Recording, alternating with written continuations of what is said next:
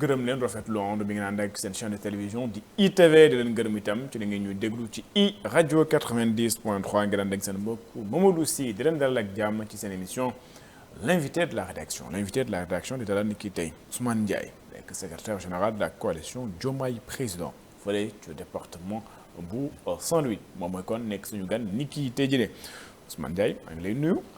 Mamadou maa ngi lay fay di la gërëm ci invitation bi di gërëm kilifay kër gi ak bépp nit bu fiy liggéeyee di gërëm également seen auditrice ak seen ay auditeurs yëpp yi nga xam ni seen spectateurs yi sax laay wax ak seen spectatrice ndax aussi dina jàll i rajo ñoom ñëpp maa ngi leen di nuyu di kontaan na trop di ñëw ci kër gi. ñu nar nag sax ak moom waxtaan ci li nga xam ne moom mooy actualité xam ngeen ni assemblée nationale kon ñu ngi woon ci woteeb nga xam nag moom mooy benn projet de loi bi soppi constitution bi maam nag loo xam ni kon jur na ko jëm ci wàllu politique ba ci suba si moom moo ay manifestation amoon sax ñoo xam ni tegoon nañ leen loxo ci kujje gi ak ñi nga xam ne ñoom ñoo fare ci société civile ñu nar itam wax ak moom ci yeneen ponk yoo xam ni mooy coalition bu mu bokk di Diomaye président taxawaayam rawatina itam fële ci diwaanu Saint-Louis. Alors Ousmane Ndiaye yéen ñi nga xam ni tey fare ci coalition Diomaye président gis ni Aminata Touré bu mu génnee ci conférence de presse bi dañoo wax ni que président de la république moom lu mu tànn wala sax réponse wala avis boo xam ni joxoon na ko assemblée nationale ñu bëri doon laaj avis bi lan la Aminata Touré ne avis bi référendum la waaye a teeroowul assemblée nationale ñoom dem nañ député yi rawatina sax ñi nga xam ne ñoom fare ci Pastef ndax ci mujjantal ga ñoom rek ñoo des ci hémicycle bi dem ci li nga xam ne moom mooy modification de la constitution noo jàngate situation boobu. Mamadou nous assistons à une situation extrêmement grave. mën naa wax ni lii xew tey jii mën nañ ko méngaleeg temps wu Mamadou Dia ak Senghor parce que nous assistons à une forfaiture qui ne dit pas son nom parce que porté par un homme boo xam ne c'est un faux président de l'Assemblée nationale déjà mu bëgg laal réviser sunu constitution dootu révision constitution beneen constitution bu bees lañu Ousmane Sonko di proposer ndaxte bu fekkee da ngay laal une trentaine d'articles ci constitution boobu nga introduire benn article 67 boo xam ne dinaa ci ñëw bind radicalement bind bu bees préambule bi ba pare dugal beneen institution ci biir kon ça veut dire que ni c'est une nouvelle constitution te une nouvelle constitution nag mënoo ko doxal ci anam yi parce que ku ko lire daan ci ñëw xam ni c'est taillé sur mesure pour Ousmane Sonko parce que renforcer na considérablement daan ñëw ci article les pouvoirs du Parlement mais également les pouvoirs du Premier ministre maanaam sénégalais yi bu ngeen ma bëggee déglu mooy Ousmane Sonko dafa jël lépp loo xam ne président yor na ko muy pouvoir tey nag ñu jox ko légitimité populaire jox ko mu dépouiller ko ngir payantoo kon moo tax tey jii malgré ñépp ñu ngi yuuxu ne lii muy def dëppoowul ak li nga xam ne moom lañ tuddee la souveraineté populaire mais teewul gis nga tey Mamadou continuer di xuus faalewul kenn wane ne moom boppam moo ko ñor moo tax ma ni lii xew tey crise majeure dana ko indi parce que régime bi sax changé nañ ko ndax régime parlementaire bu ñu xuusee ci article yi askan wi daanu xam ne fi mu ne régime parlementaire lañ fiy teg daana ko président dana am pouvoir yu bëri yoo xam ne nangu nan ko ba nga xam ni dana méngoot boo demee Israël wala boo demee Grande-Bretagne premier président bi daanaka dañ ko teg rek mu nekk quelqu'un boo xam ne day orner le palais mais en réalité il n'a plus de pouvoir de décision. waaw mais ci wàllu woowu ministre bi nga xam ne moom mooy Moussa Sarr bu mu demee commission dafa sàkku ñu dem ci concertation ndax jàpp ne ni bu fekkee ni constitution la ñuy laal faaw ñu waxtaan ak ñëpp waaye terewul ñu gis ni Pastef xuus jëm ci li nga xam ne moom mooy examen de loi boobu tey jii nii lan moo war a nekk dëgg-dëgg taxawaay li nga xam ni moom mooy gouvernement bi par rapport ak lii surtout que gouvernement bi nee na référendum moom foofu la jëm. mais Mamadou comment 130 députés nga xam ni boo koy xayma ci voix électorale mutuñu 1,9 million nan la ñu mën a décider avenir u 19 millions wu habitants constitution dafa may l'initiative de la révision parlement comme exécutif loolu leer na mais bu fekkee da ngeen bëgg a jël ci slaayu réew mi li nga xam ne mooy sookul république bi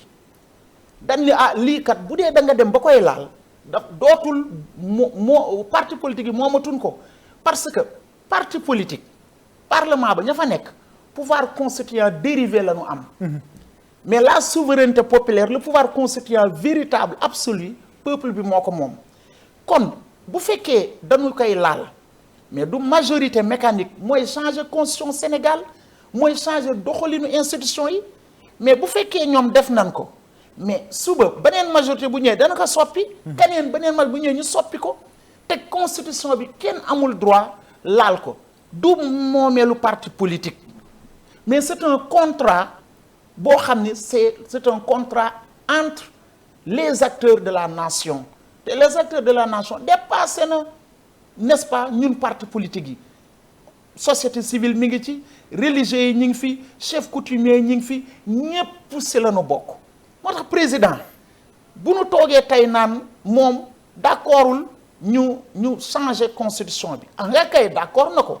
mais dafa bëgg un large consensus la recherche de consensus négociation du faiblesse su état. waaw mais war nañ ci waxtaan. mais député Pastef yi dañ ne président de la République am na disposition surtout dafa defoon ay amendement yoo xam ni ñu ne dafa waroo ak promesse de campagne am par rapport ak la déclaration de patrimoine à la sortie wala à la fin du mandat du président de la République dañ ko jàppee sax comme entre guillemets benn reniement boo xam ne président de la République def na ko ndax jàpp nañu ci amendement yi méngoowul ak engagement yoo xam ne ñoom la ñu wooyu ni dafa loolu lañ jël ak peuple bi. xam nga Mamadou dama lay leeralal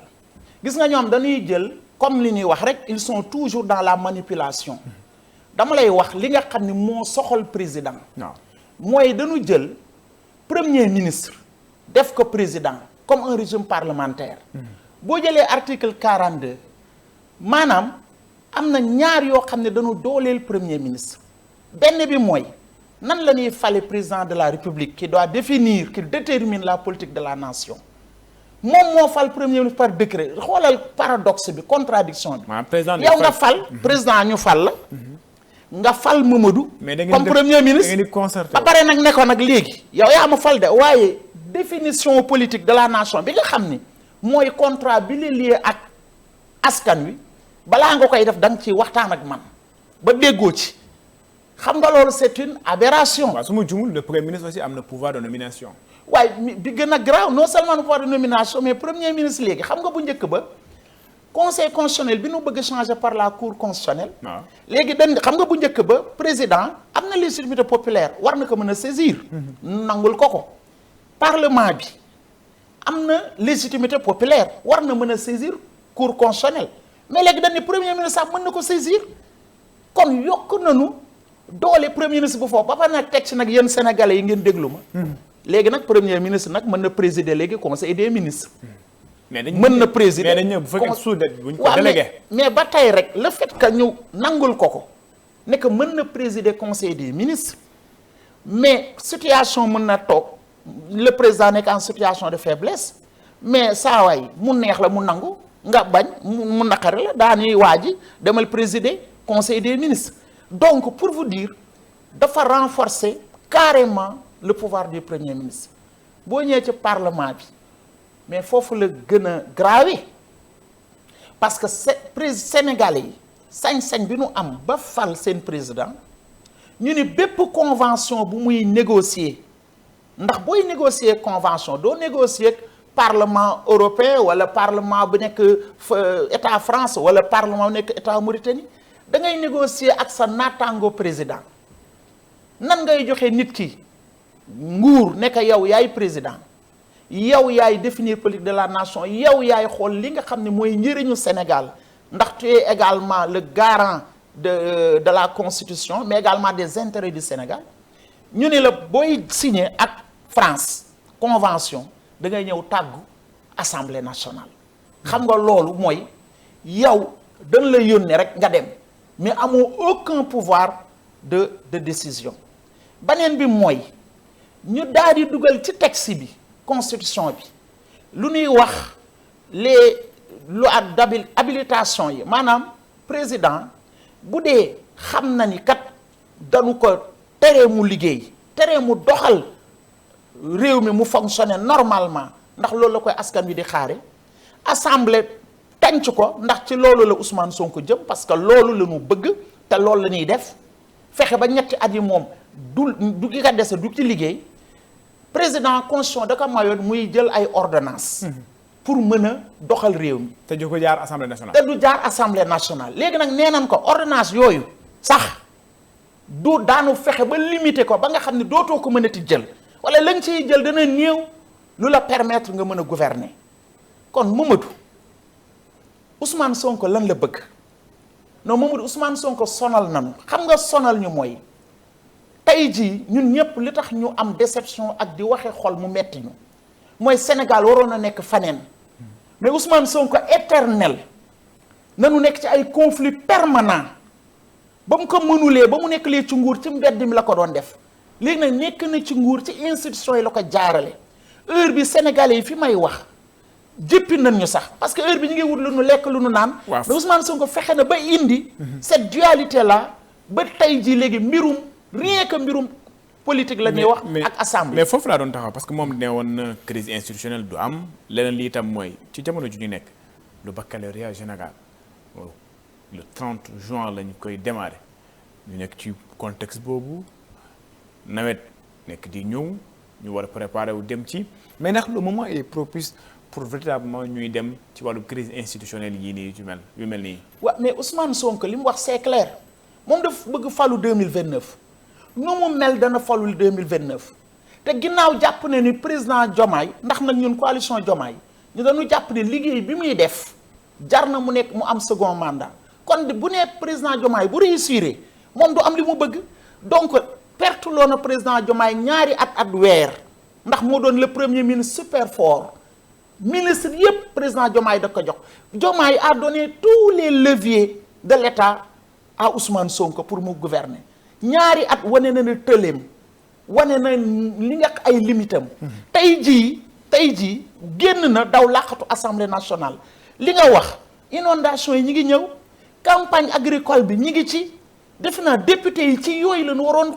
saytu xool carburant bi ak dund bi nan la ñuy fexee ba buñ ko mënul wàññiwaatit mu yam ci mais tey ji crise institutionnelle bi te gis nga li ma lay wax nii même ci constitution boobu ma lay wax est-ce que xam nga Mamadou am na article yoo xam ni dafa modifier fondamentalement élection présidentielle yi di ñëw 2029. ah ouais waaw ñu bëri seetlu wuñ ko lépp nee na léegi lu ci ëpp da ko modifier ba ci système de parrainage bi ba ci parrainage bi lépp dañ ni léegi code électoral lañ koy yóbbu te yooyu yëpp dafa laaj un large consensus moo tax ñu ni Diomaye li mu war def effectivement mooy référendum mais day fekk li may wax ñëpp xam que day fekk li ngay dem sax pour référendum mais askan wi nga expliquer leen que ñu xam que une trentaine d'articles nga changé ko dugal benn article 67 bu bees dugal la cour constitutionnelle changé que de 7 à 9 dans sa composition mais même dans ses attributions changé nañ ko parce que am na yu bëri yuñ ci dugal ba ni sax premier ministre mën na ko saisir cour constitutionnelle mën na connaître des actes administratifs loolu lépp am na. mais cour constitutionnelle amatul prérogative su ma juumul. contrôler wala boog réagir ci certaines décisions yoo xam ne assemblée nationale da koy def. non déggoo li ma la wax dafa renforcer assemblée ma wax la beneen bi nga xam ni assemblée tey am na ko mais dañu dooleel les commissions d'enquête de l'assemblée ba ni nag mën na déglu toute personne xam nga dafa vague ci politique ci droit toute personne. bu fekkee jugé nañ ni war na intervenir ci commission d'enquête bi mën nañ ko def donc en définitive pour wax la ne la crise bi amoon entre Mamadou Dia ak Senghor Sonko du dellu ginnaaw Mamadou mën naa la ko assurer Sénégal yi may seetaan mën naa leen ko assurer Sonko nu ma gën a mën a xëppe kaani suuf ci ñaari at yi ñëw ak ndax pour man sax du mënatul 3 ans. waaw 2 ans 10 mois la président Diomaye 2 ans 10 mois moo ko fi des. mënatu bi sax def de grands projets man li may suggérer mooy li nga xam ne moo soxal askan bi mooy le panier ménagère li nga xam ne moo soxal éducation bi ñu fexe ba mu gën a ñooñ ak santé ak agriculture ñu jéem a terminer mandat bi ndax Ousmane Sonko yàq na déjà ñaari at yi léegi nag li mu bëgg son objectif mooy cette crise institutionnelle et c'est là que le président doit prendre ses responsabilités ndax devant l'État devant la nation ñëpp ñu ngi koy déglu di ko xool. lan la président war a def. mais c'est clair président ñun ñoo ko fal président il faut que cette rupture soit consommée définitivement. ndaxte Assemblée nationale loo mënte wax Mamadou 130 députés yi ay députés Diomaye lañu Mamadou depuis Senghor. en passant par Ablaye Wade Abdou Diouf. Macky Sall ba ci Diomaye. mës nga gis président bu nu fal rek te amoo majorité. ñëpp am nañu majorité confortable kenn amul sax ballottage au niveau de l'Assemblée nationale. mais président amul majorité mais non am na majorité parce que. loolu mooy escroquerie politique bu Ousmane Sonko. mais bu fekkee président am na majorité mais majorité bi day réclamé wu. ci moom laa wax mooy escroquerie politique ndaxte en réalité. lii xew nii Ousmane Sonko prévoir woon na que depuis ba mu xamee ni Diomaye daan ko fal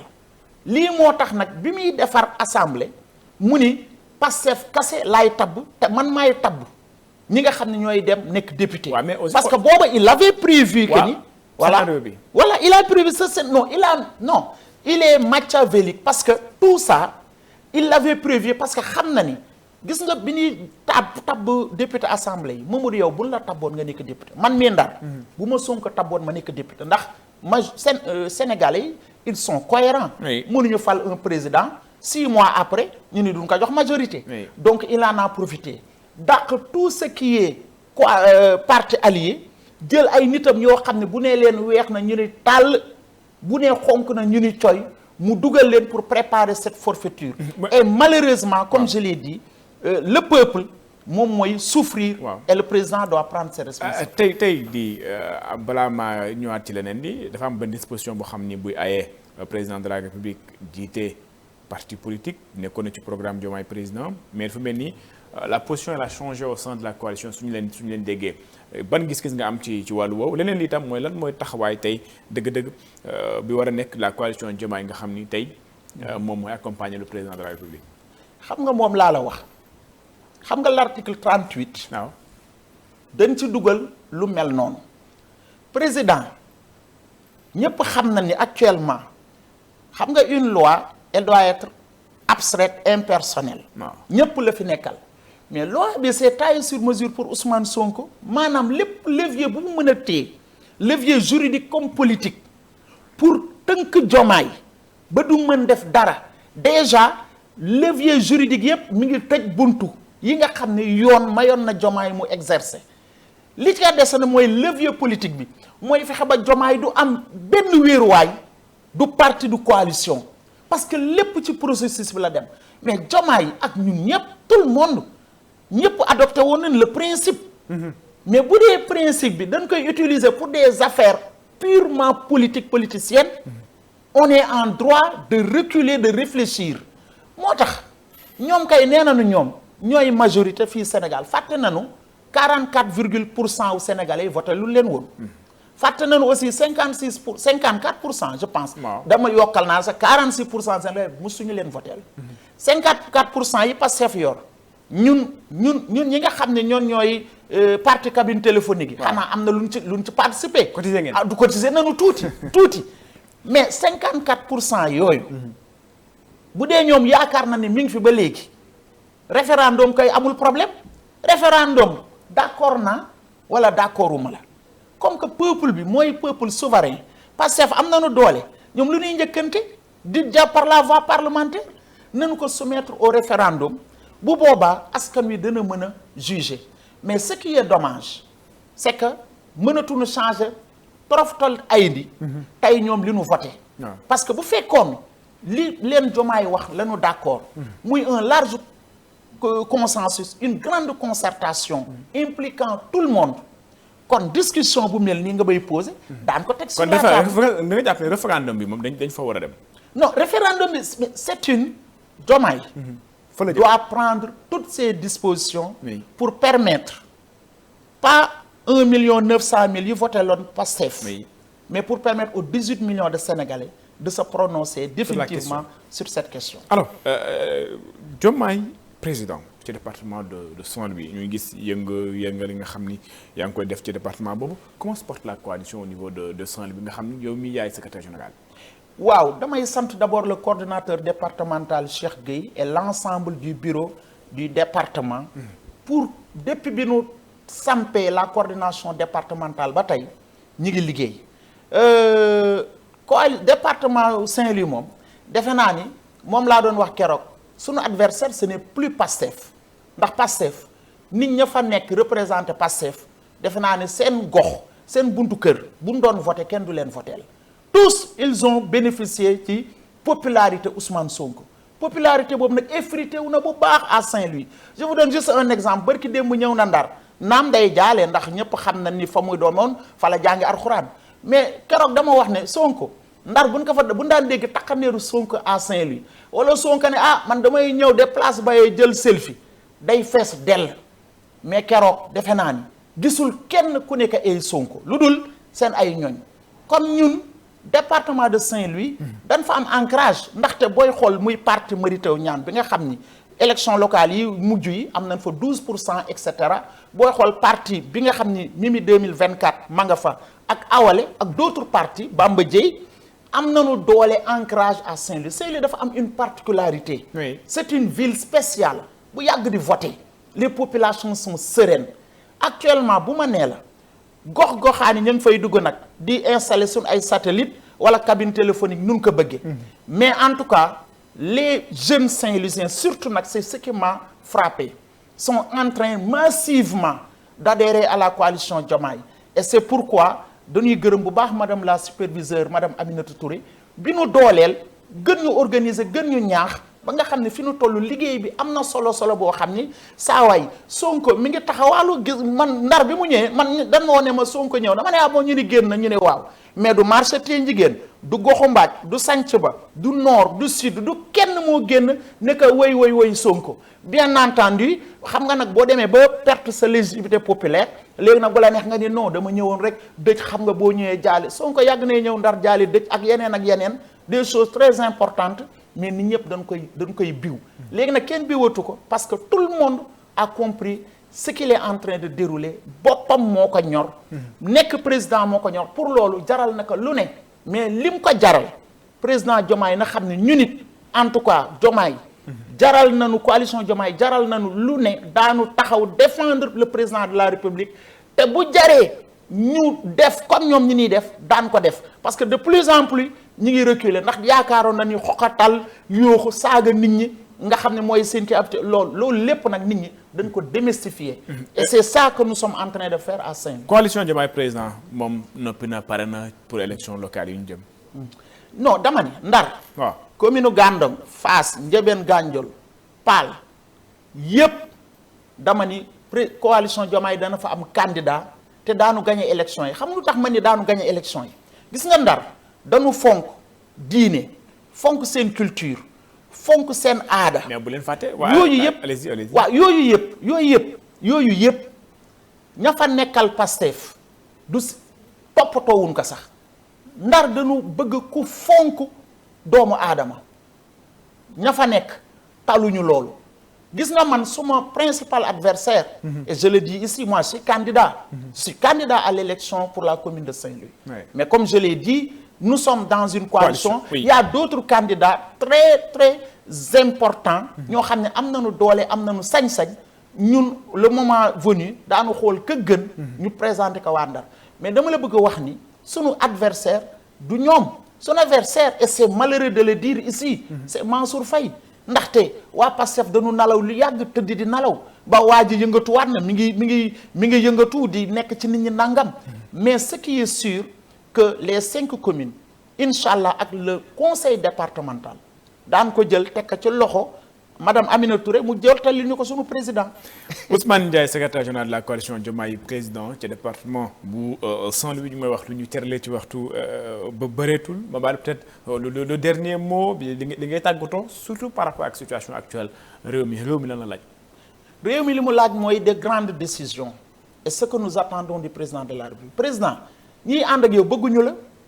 ñi nga xam ne ñooy ànd ak yow nekk Pastef ñoom Fadilou Keïta ñoom l'autre là waali coow lu bëri wàññi na sax wax ji léegi mais ñooñu ñëpp bul fàtte ni li nga xam ne mooy doxal réew ce sont les directions générales ñooñu ñooy doxalee ñooy bras technique gu ministère yi mais ñooñu bëgguñu sa réussite mais président nga toog di leen seetaan di leen xool président aussi da nga war a jël say responsabilité ndaxte sa sérénité sa calme sa wut jàmm mais warul aussi yàq réew mi parce que ñi ngi ko seqal bëgguñu jàmm bëgguñu sa jàmm bëgguñu jàmm réew mi te ñoom ñoo yore ñoo ŋànk lii tax yow sa politique luy tax sa vision ñu doxal ko kon nag nit ki mënoo yore teraanga jàmbur comme que ñoom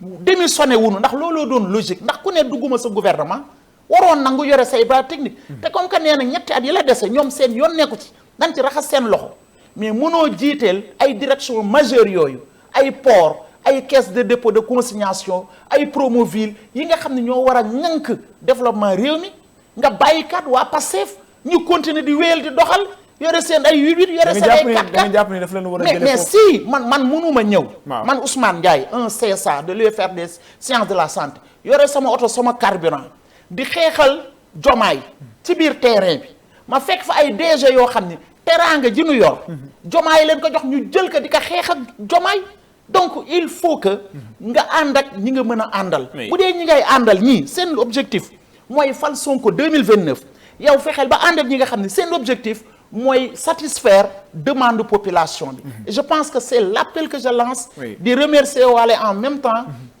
toute la coalition Diomaye président à l'unité pour qu'ensemble ñu relever le défi du département de Saint-Louis qui est de donner les 5 communes et le conseil départemental